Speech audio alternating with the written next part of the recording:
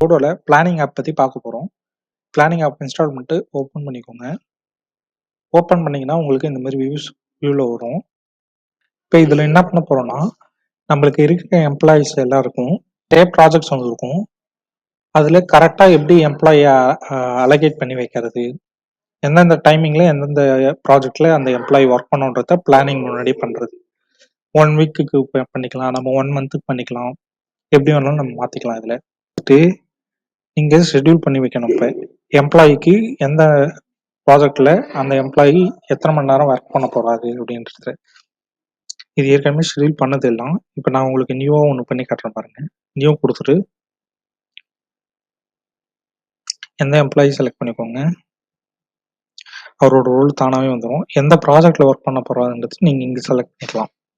இதெல்லாம் நம்ம எடுத்து வச்சுக்கிற ப்ராஜெக்ட்ஸ்.